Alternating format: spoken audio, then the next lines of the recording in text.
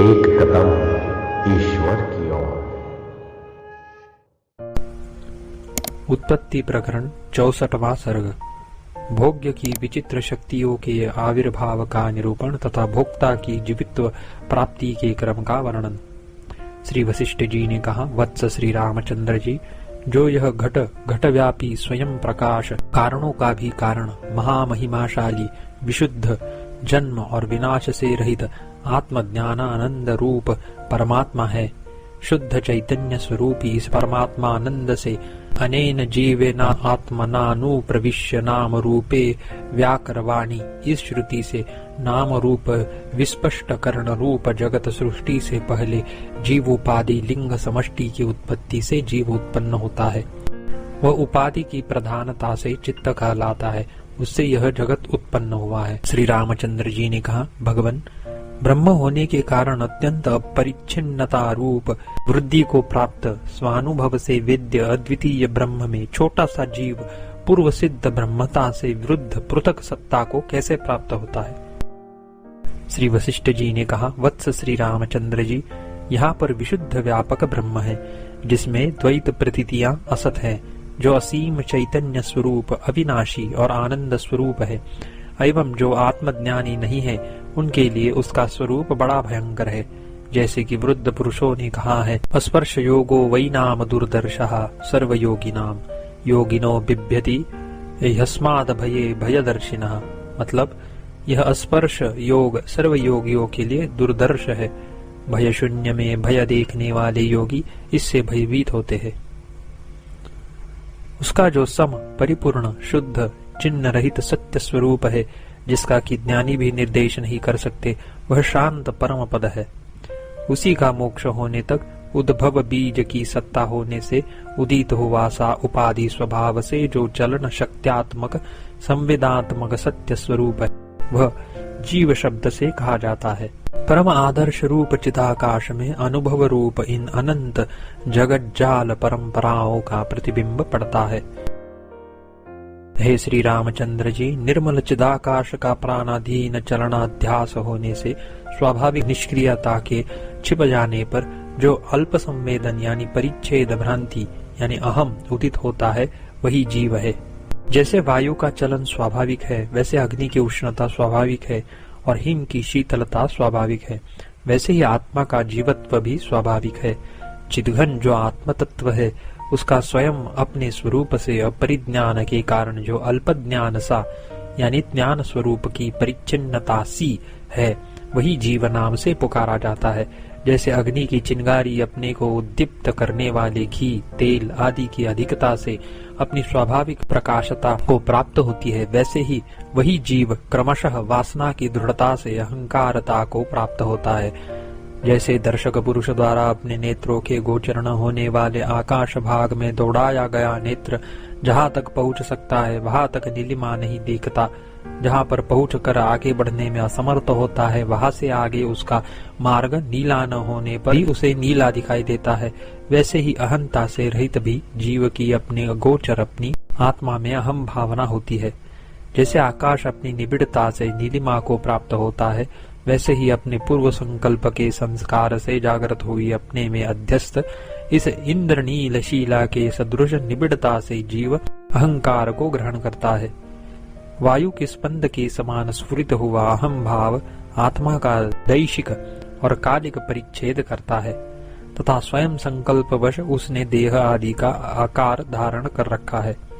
वही अहंकार संकल्पोन्मुख होकर अहंकार रूप से रुद्र, चित्त रूप से विष्णु और जीव रूप से ब्रह्मा नाम से प्रसिद्ध है तथा क्रमशः उनके ही मन, माया, प्रकृति ये क्रिया नाम है। उनमें संकल्पात्मक चित्त संकल्प से भूत तन्मात्राओं की कल्पना करता हुआ चेतनात्मक पूर्व अवस्था से अवश्य च्युत होता है और जड़ प्रपंच रूप होता है। पंचभूत तन्मात्रा को प्राप्त हुआ वह चित्त यानी ब्रह्मा तेज कन बन जाता है। ब्रह्म भाव से अत्यल्प होने के कारण उसे कन कहा है। जिसमें अभी जगत उत्पन्न नहीं हुआ, ऐसे आकाश में वह तेज कन मंद प्रकाश वाले तारे के सदृश प्रतीत होता है। जैसे बीज अपने स्पंदन से धीरे धीरे अंकुरित होता है, वैसे ही अपने स्पंदन से धीरे धीरे पंच तन्मात्राओं की कल्पना करने के बाद चित्त तेज कनता को धारण करता है।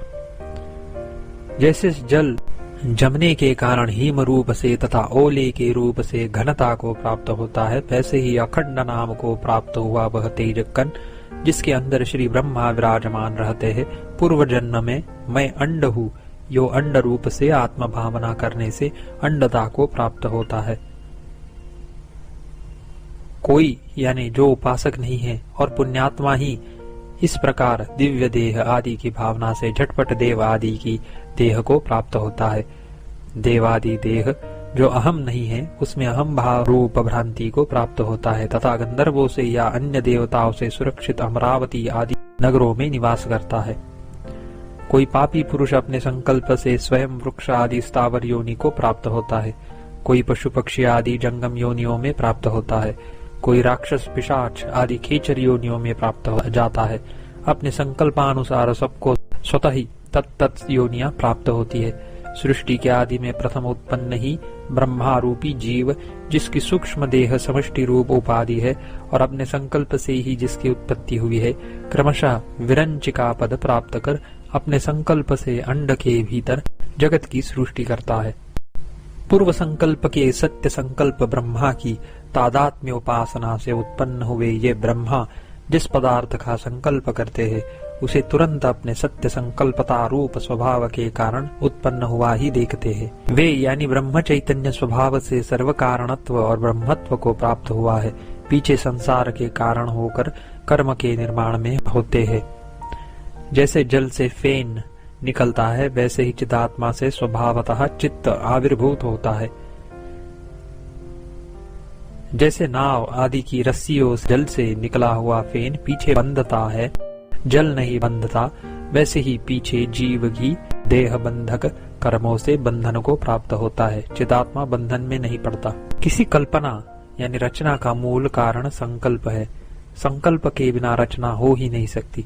इसलिए आत्मा ही जीव बनकर निष्क्रिय आत्मा से क्रमशः पृथक होकर कर्म करता है। जैसे बीज में स्थित जीव अपने जीवित को जिसने सूक्ष्म रूप से पहले अपने अंदर अंकुर को धारण करता है, पीछे अंकुर, पत्ते, तना, शाखा, टहनिया, पल्लव, पुष्प और फल के क्रम से नानत्व को प्राप्त होता है, वैसे ही हिरण्यगर्भ जीव अनेकता को प्राप्त होता है। जो अन्य व्यष्टि जीव है वे भी इसी प्रकार अपने में वासना रूप से स्थित ही आकृति को यानी देह आदि के आकार को प्राप्त हुए हैं। उनमें अंतर इतना ही है कि वे हिरण्यगर्भ जीव के संकल्प के पहले उत्पन्न हुए ब्रह्मांड में देह को जिसके माता पिता आदि रूप भूत आश्रय है प्राप्त होते हैं। तदनंतर जन्म और मृत्यु के कारण बने हुए अपने कर्मों से ऊपर यानी उच्च योनियों में या नीचे योनियों में यानी नीचे योनि में प्राप्त होते हैं।